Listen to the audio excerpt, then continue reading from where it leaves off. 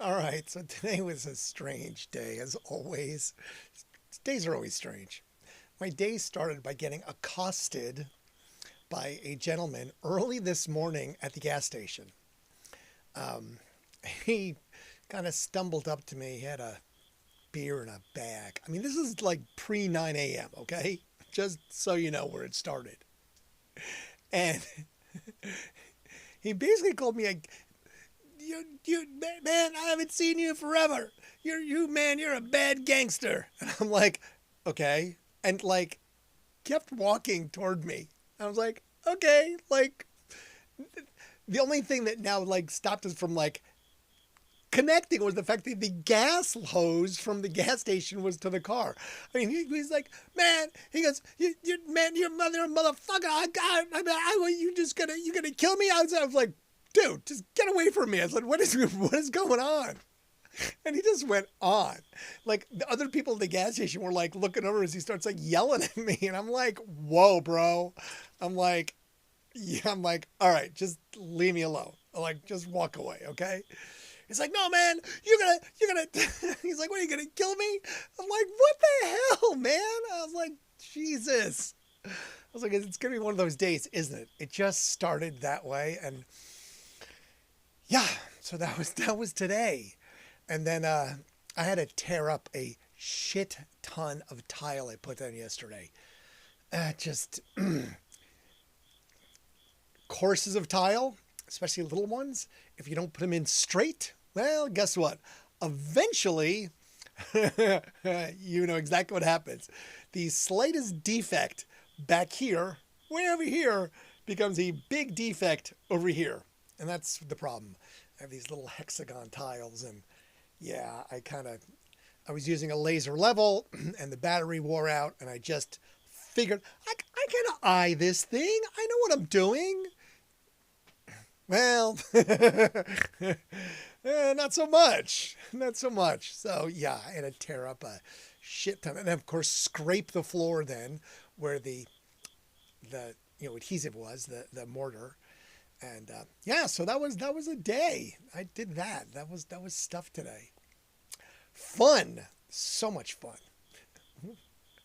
all sorts of excitement.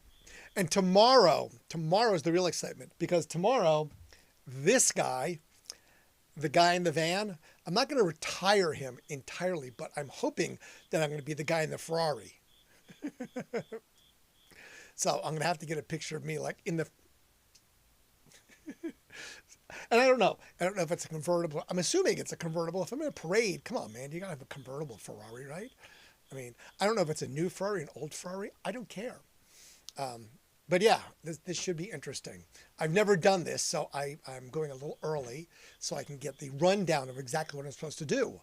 You know, I've got I'm supposed to use a megaphone at one point, I guess, to tell the bands, all right, so-and-so marching band, come on out, you're next. And then I have to go to the podium, like, to get them staged, and then I have to go to the podium and then introduce them as they're doing their actual thing. So I get double duty here. I get to stage them and line them up and send them on their way in the parade. And then then I have to beat them over to the parade. That's why I guess I'll be in the very front of the parade to get there first so that I can then introduce them as they arrive.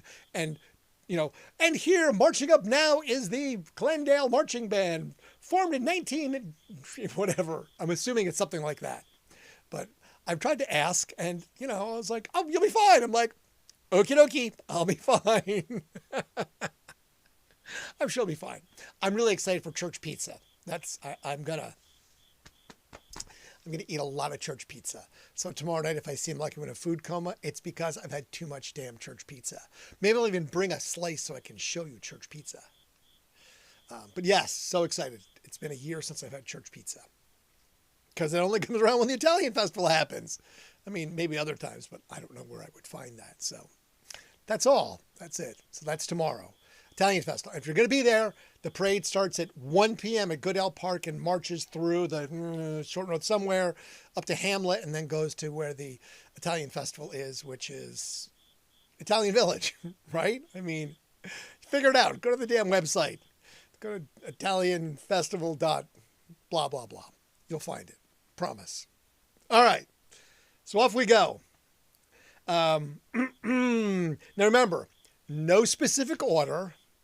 I jump from genre to genre, and it just is a little bit of chaos when it comes to music, movie connections, birth, deaths, the whole bit. It's all kind of an amalgam, kind of shoved in there. All right? I've had a lot of stuff tonight. I was writing feverishly. I burned through another pen. So I've got to get another set of pens. That's who should be my first sponsor.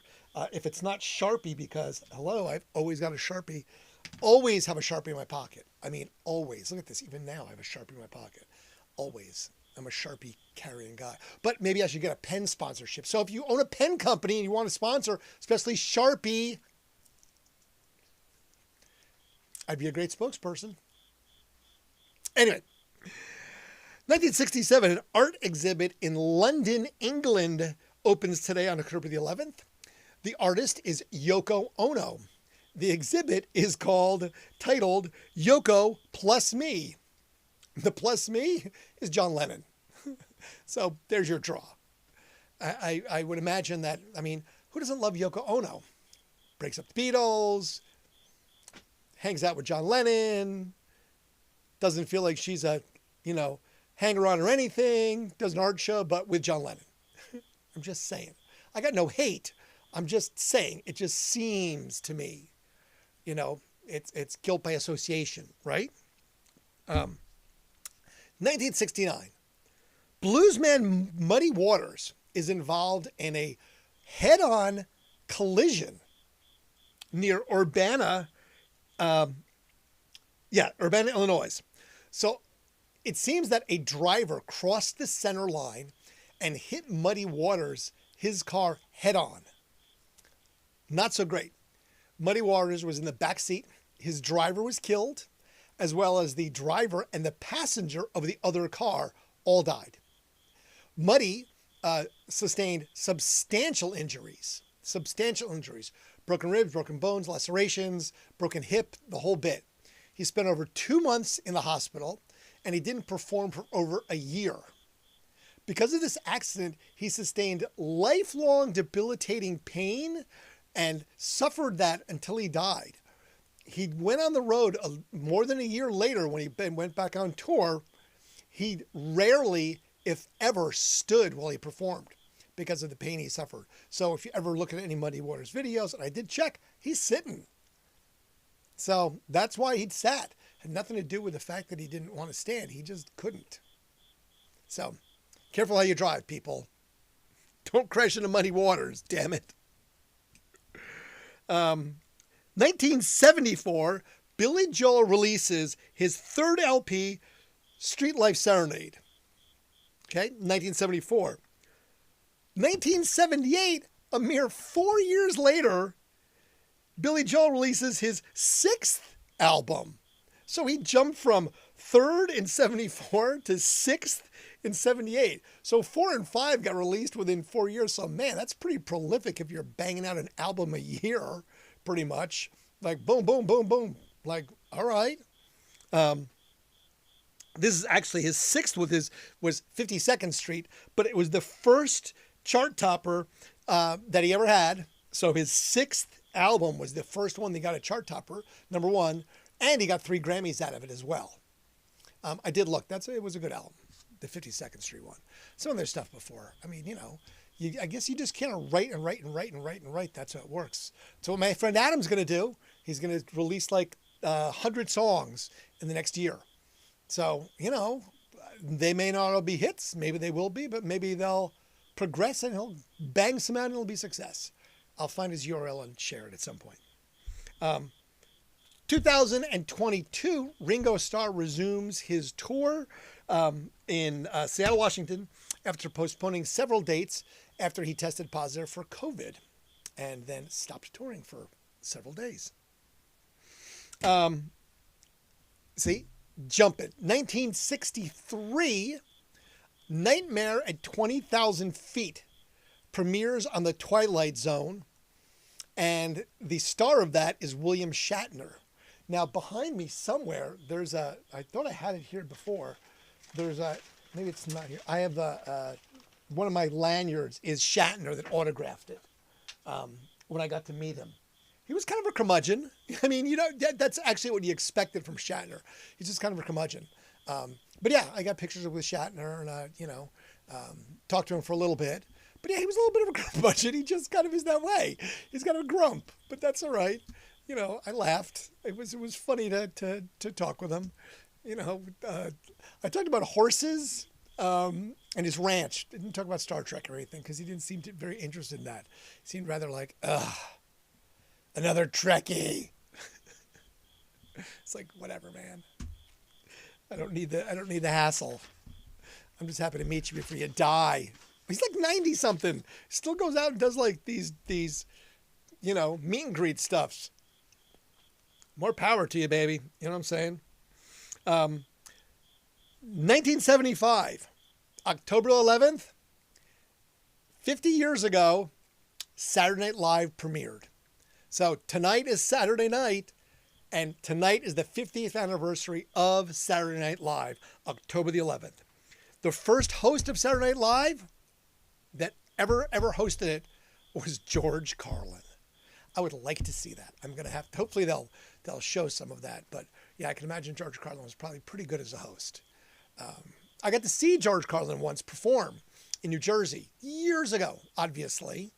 30 plus years ago. Yes, I got to see Carlin perform many, many, many moons ago.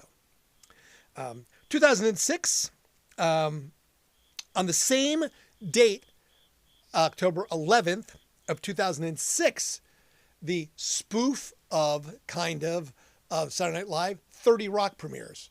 So I'm sure that was planned. Someone did that. Someone was like, oh yeah, we should premiere on that same day, right? Doesn't that make sense? Again, I don't think that's coinky-dink. It just doesn't seem that way. It seems like planned. Someone planned that. Yes. 2006, we're going backwards. Now we go back. We went from 75 to 2006. Now we're going to 1955. Elvis, along with Johnny Cash, kicked off an 11-day tour in the Southwest states, starting in Abilene, Texas. Now, that would have been fun to see. Never saw Elvis, never saw Johnny Cash. I'm trying to think if I ever did. I don't think I saw Johnny Cash. I'll have to look through tickets. That could have been one of those shows that I saw, but was, who knows? Back in my early days, there was some partying going on. So, there's those moments of not remembering where someone goes, oh yeah, I have the ticket. So I did see that show. Oops.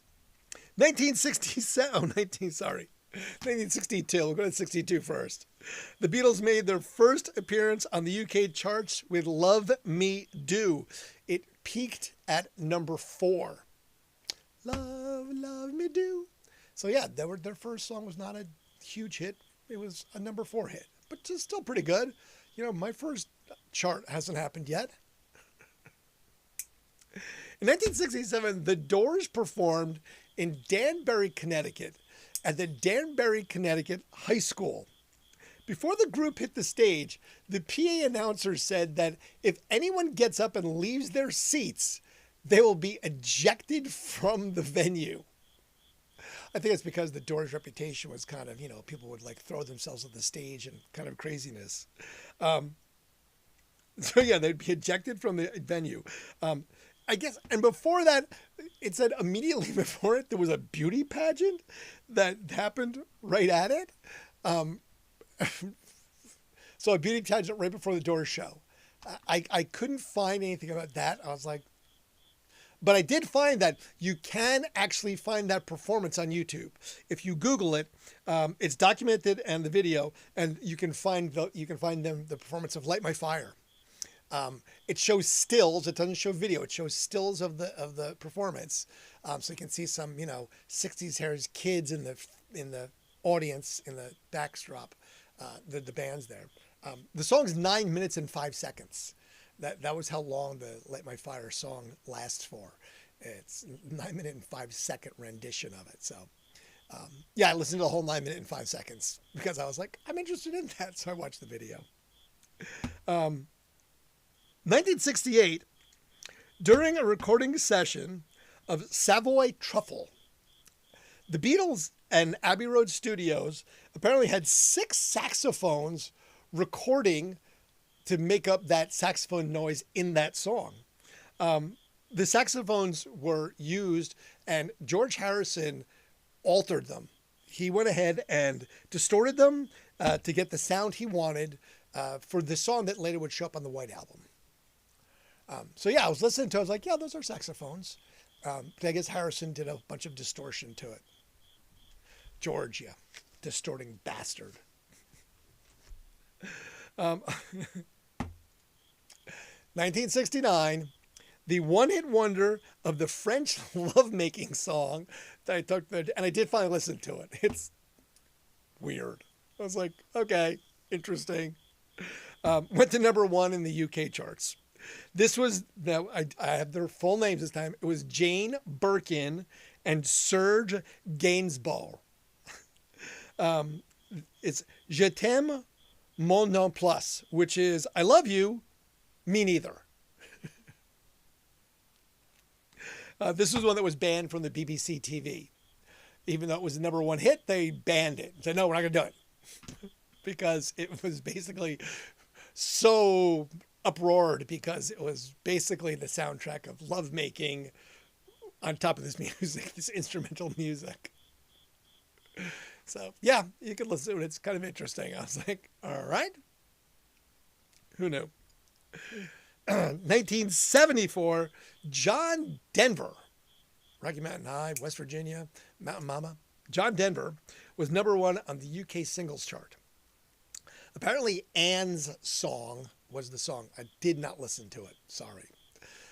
But it was number 1, Anne's song. The song is a tribute to his wife, apparently Anne. I didn't look either, but I jumped. I took that leap of faith that his wife was Anne at the time. And it said that it only took him 10 minutes to write the song, and he did so when he was on a chairlift at a ski resort in Colorado. Okay, I guess Denver in Colorado writing a song about his wife on a chairlift skiing. There's no alliteration there. It just seems that's what it is. I don't make this stuff up. I might, but I didn't this time. 1976, the band Pussycat, a Dutch group, went to number 1 on the singles chart with their song Mississippi, Mississippi, making history as the first Dutch group to top the chart. Sorry, top the chart. Top the chart. I did not listen to that. I was going to, but I ran out of time because I was listening to Nirvana instead and the Ramones. Oh, and it is true, just so you know, I did take the experiment tonight because I was driving and it was dark and I was coming back home and I was listening to Johnny Cash, and I have a very eclectic playlist going. I was listening to Johnny Cash's Rowboat, which is a very slow, kind of fun song, and then went right to the Ramones and I started speeding. I didn't realize it, but it inadvertently definitely sped up as I was listening to this 168 beat per minute song by the Ramones. It was just like, and I was like, wow, I had definitely, that Japanese study is true. I definitely am a more aggressive driver listening when the song rate is a lot higher because it's just like, so yeah. Thankfully, there was no construction at that point because I was doing not the speed limit. Just saying. 1980, the band The Police, not supposedly the ones that would be chasing me for how fast I was going, scored their second UK number 1 from their 3rd album, Zenyatta Mondata. Zenyatta, sorry, there's no D, Zenyatta Mondata. I wrote it down specifically. It had great singles on it. Don't Stand Close to Me, Canary in a Coal Mine, and of course the dee do do da do da da. All I want to, yeah, that one. We talked about this the other night. In 1981, the Rolling Stones performance at the Memorial Coliseum in Los Angeles. The one where Prince got basically booed off the stage for going out in bikini briefs and trench coat. Booed, and then beer cans were thrown at him. So he ran off the stage, fled the stage as they described it. Well, apparently that is not where it stopped. Apparently the audience continued to do their thing. 95 people got arrested as a small riot ensued at the show. I'm just, I'm amazed at some of these shows that I was not at and there was riots, but maybe there were. I wasn't paying enough attention. Again, some of the shows were a little blurry back in the day. But the show, continued. Remember, it was 2 nights. So this is the second of the 2 nights. But this was part of a 50-date tour that they did in North America. And it actually turned out to be the highest grossing tour of 1981. $50 million was what they grossed in 81. 50 million. You look at numbers today and you're just like, what? Yeah, 50 million in 81. That was the highest grossing tour, the Rolling Stones. Interesting. When you look at today's tours, and some of those are, in the hundreds of millions. Ticket prices have gone up? Yep, they have. Unfortunately, for all of us. 1986, Janet Jackson, Miss Jackson if you're nasty. She started a 2-week #1 run in the U.S. singles chart with When I Think of You. It was her first U.S. #1. It was only number 10 in the UK, so they weren't loving Miss Jackson in the UK as much on this date. But in the UK, on that same date, in the same year of 1986, it was Madonna who was #1. And it was her singles charts with The Blue, True Blue, her LP title, True Blue. Now, this is the title was, I guess, a favorite expression of her then husband, Sean Penn. So she actually said this is a direct tribute to him, True Blue. Who knew? I'm not sure what Sean Penn was talking about. A lot of True Blue action going on, but yes, so she literally said that was a direct tribute to him. Speaking of tributes, Michael Jackson, he attended the opening ceremonies of the Michael Jackson Auditorium at his former school, Gardner Street Elementary in Hollywood, California, on this date, October 11th, 1989. Well, apparently in 2003, the school, with complaints and protests from parents and parents groups, covered the name Michael Jackson with a piece of painted plywood so you could just see the word auditorium.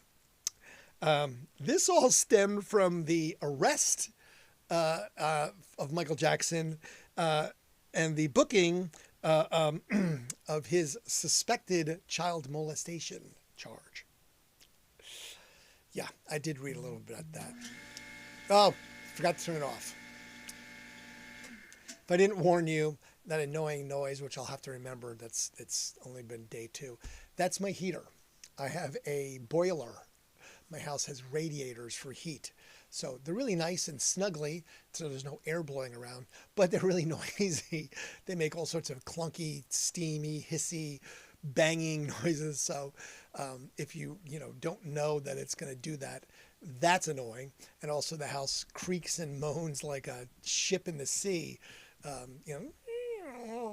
There's all these spooky, eerie, creaky noises all the time in the winter because there's a boiler. So the steam goes through the pipes, it condenses, then falls back down the pipes, and then this thing that you just heard, it pumps the water back into the boiler. So I'll have to remember to turn that off. I said that last night, but it was only day 1 of this happening, so I forgot. I will try to remember that because it'll happen as it gets colder. It'll happen more regularly because the heat's on constantly. So, yeah, that. Anyway, Michael Jackson. 1990, 35 years ago today, October the 11th, Mr. Dave Grohl performs for the very first time with the band Nirvana. This was his first gig ever. It was at the North Shore Surf Club in Olympia, Washington. They played a 20-song set. It was sort of his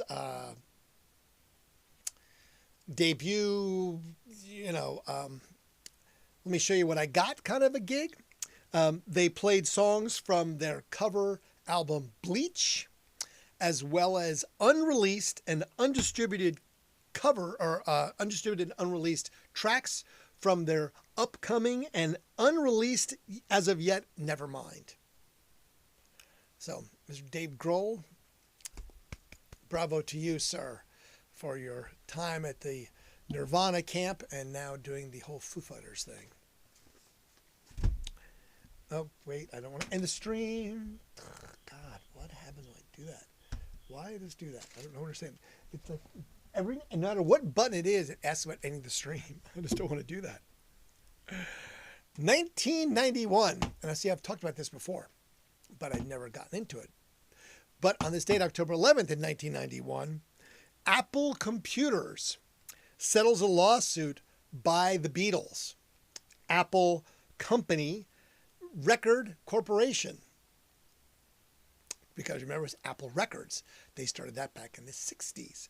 And apparently, they were not happy with them using the name and logo and sued them. So the Apple Computer Company settled for $29 million. I don't know if that means Apple Music is no more able to use it or if they give up their rights. I did not find all that stuff. But yes, Apple Records did in fact sue and win over Apple Computers. So now what? So you have Apple Music and all your Apple-y stuff. Someone had to have it first. It was the Beatles. 1995, on this date, Tupac Shakur was released from Clinton Correctional Facility Prison. He was released on a $1.4 million bond. The person that put up that bond? Suge Knight. Now, what Suge Knight asked for and got was a commitment and a signed deal from Tupac for a 3-record deal with Suge at Death Row Records. Interestingly enough, Tupac was killed less than a year later. He died in September of 1996. And I forget what the whole thing of where Suge was in that whole thing, but maybe he owed him the money. Maybe that was the motivation. I don't know. Money's a great motivator, especially $1.4 million monies. Just saying. 1997, the band The Verve started a 4-week run at #1 for their UK album, third one of that, Urban Hymns. We used to play The Verve a lot. If you remember, it was a great song. Bittersweet Symphony was a really good song from that. They also had the song The Drugs Don't Work. That was another really good one. It's currently the 15th best-selling album in the UK rankings. So today, it's the 15th best still. Okay, I see the countdown, so I'm going to switch cameras. Here I am, and I can do this. Touch the camera. See? And I did not screw up this time. No error. I mean, I still have plenty of time for errors because I just was talking to here and not looking there. So it's kind of an error. That was an unearned error, I think. you know, that wasn't a horrible one. I just didn't transition well. As opposed to letting the camera go completely black and then people are like, what the hell, dude? Mm-hmm. I know. Grossly incompetent. That is what I am at this. Grossly incompetent. So I need a producer, a director, PAs, somebody to help me with this. Flying solo, ladies and gentlemen. Flying solo, friends. 1997, Sir Elton John went to number 1 on the U.S. singles chart, with Candle in the Wind, a rewrite of his 1974 hit about Marilyn Monroe. Now, this rewrite version, see? Because the heater's working, it'll do it a little bit more than that. I will have to turn that off for tomorrow. I will remember. I'm going to make note. Heater. Motor. I'll remember. I promise. Or not. I'll try. Anyway, Sir Elton John, Candle in the Wind, Marilyn Monroe, 74 hit, rewritten. This time it was written about Diana, Princess of Wales, who died in Paris. This single went to become the best-selling single in the world ever. And still to this date, it's the best-selling single in the world ever. Candle in the Wind, Princess Diana. I never got royal fever. I wasn't one of those people.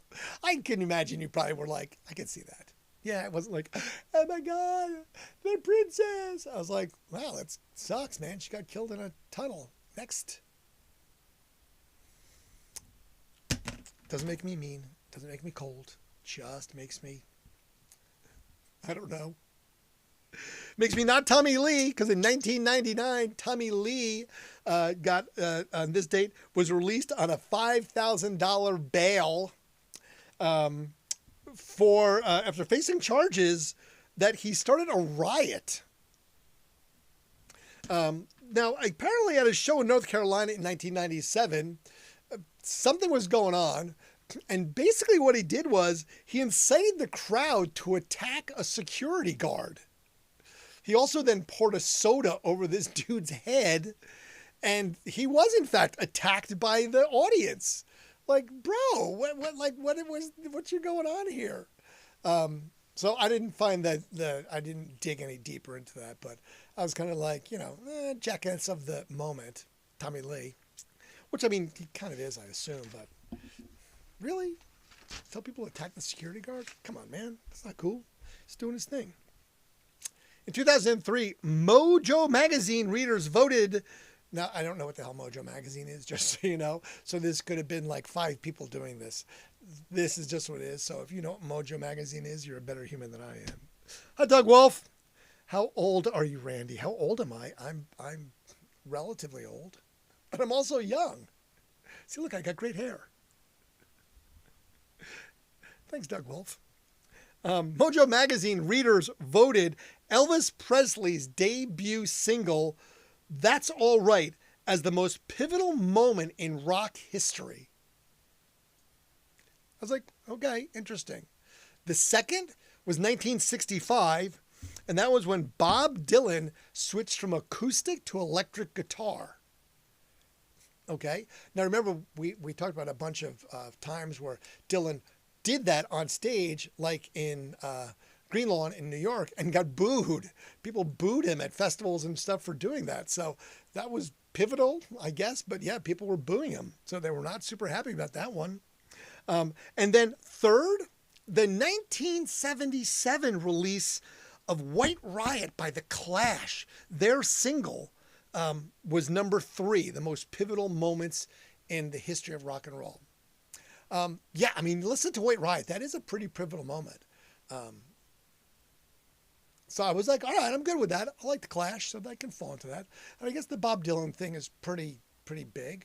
And I guess Elvis, that was sort of the start of rock and roll. So sure, those could be some pivotal moments. I won't totally disagree with Mojo. It doesn't sound horrible. In 2005, $287,000 was the price for Freddie Mercury's 1974 Silver Shadow Rolls Royce that went up for auction. His sister, Kashmira Cook, apparently inherited it upon his death. And it was not seen from 2003 to 2005, and then it was put up for auction again on eBay. Did not find the results for that. But it was sold for basically, like I said, $287,000 for his Silver Shadow Rolls Royce. I looked at a picture of it. It's a pretty cool car. It was, that classic old dude Rolls Royce, 1974, like a big giant V8 engine in it, all the luxury hardwood and, all those things that Freddie Mercury probably would be, as the show off kind of guy that he was, styling in the Rolls Royce. I could see that. I could see Freddie doing that. 2010, George Michael was released from High Point Prison in Suffolk, England. George. He served 4 of 8 weeks of his prison sentence. He got busted while driving under the influence of drugs. It didn't say alcohol, it said drugs. So I was like, George, ugh. Apparently he was arrested after he crashed his car in front of a Snappy Snaps in North London in July of 2010. I didn't know what Snappy Snaps was, but I thought it was interesting and funny enough to put in there as that an anecdotal part of it. But yes, apparently he wrecked his car, a single driver accident. Nobody else was injured. But yeah, he was kind of wasted behind the wheel. I'm assuming drugs, I don't know, cocaine? I don't think you wreck your car if you're stoned. Maybe you were stoned, drugs, I don't know. I didn't look, so I can't tell you. Sorry. And 2016, Rod Stewart was on Cloud 9 on October 11th. So Cloud 11? Cloud 9. As he was knighted by the Duke of Cambridge, Sir Roderick Stewart. And that happened at Buckingham Palace. He was, in fact, honored at the Queen's birthday as well for his music and charity work. So good old Rod Stewart. You got to appreciate that. Good news. Thank you, Rod. Good job. All right. Births on this day. Daryl Hall of Hall & Oates. Tiny Desks, Daryl Hall & Oates. Good stuff. Gary Malbar, Steve Miller Band drummer. Blair Cunningham, Haircut 100 drummer. Brendan Brown from Wheatus. You know Wheatus, Teenage Dirtbag. Come on. He doesn't know that. I would love to play it for you, but I can't play it because then, they slap the wrist because copyright and all that crap. Mike Smith of Slipknot, guitarist for Mike Smith, Slipknot. Joan Cusack, she was in Addams Family Values and a couple other things. John Cusack's sister, Joan Cusack. Jane Krasinski from 30 Rock. We talked about 30 Rock as well. So the debut is also her birthday. So that'd be fun. Hey, happy birthday. You're debuting your show today. Cool. I liked her character in 30 Rock. She was just that kind of aloof, kind of star. Emily Dashow. She was the Bones girl. And that's Zoe Dashl's sister, apparently. And lastly, born on this day, 90210 fame from where else? Mansfield, Ohio, Mr. Luke Perry. Born in 1966, unfortunately died in 2019. We've lost Luke Perry. He's gone. He was from Mansfield, Ohio. I knew he was from around here. I was not really aware of exactly. But then it said Mansfield, Ohio. I'm like, all right. That's where I used to ski, Mansfield, Ohio. It's like that way. Let's see, north. That way. Right. That's north. Uh, and there weren't a lot of passings on this day. The only two I found that had any significance that mattered was Angela Lansbury, Murder, She Wrote. She was above those things. And then Red Fox. If you don't know who Red Fox is, you never saw Sanford and Son. Lamont, you dummy. I'm coming, Elizabeth. I'm coming, Elizabeth. And apparently he did, because he died of a heart attack at 68. So I guess he really was coming. Elizabeth, I'm really coming. Watch Sanford and Son. It was funny. It was a funny show. I don't know if some of these shows definitely probably do not age well. That one may not age well. I don't know. I haven't seen it for decades, so I'm not sure if it aged well or not. Maybe, maybe not. I don't know. Anyway, that's the deaths.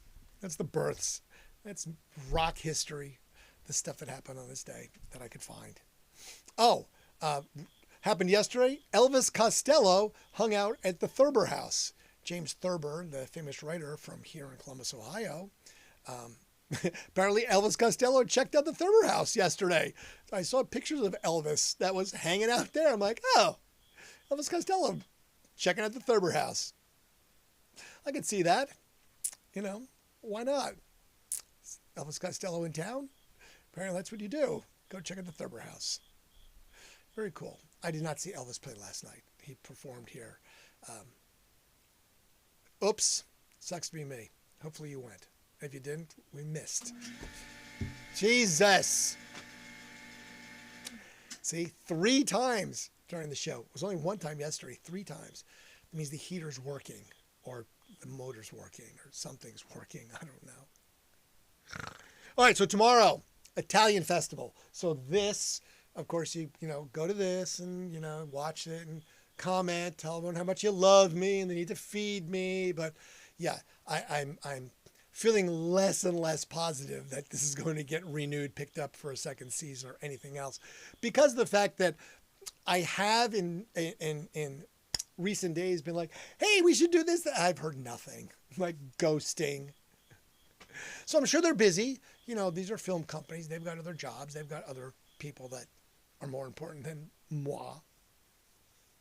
I don't like to think that, but, reality being is what it is. You have to sometimes accept that fate, that is in fact the case. So I won't lose any sleep over it. But yes, go check it out. Yeah, of course, check out, this thing, see where it says subscribe. You can do that for that. See? I swear at some point I will put some content up there. I promise. I've just been so busy trying to get stuff done. Life changed. I told you, this is a very different existence for me.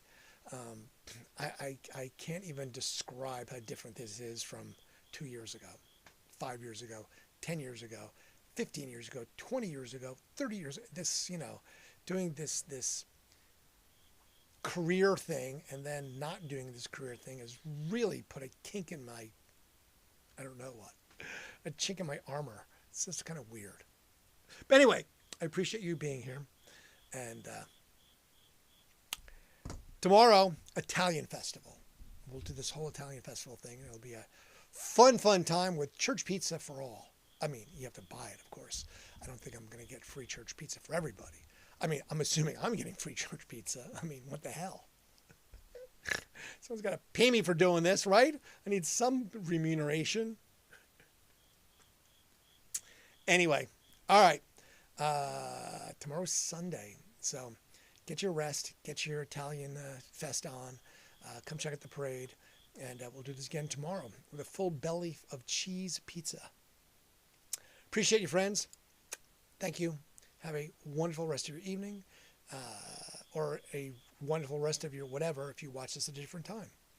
Appreciate you, and we'll do this all again tomorrow, but completely different. Fade to black.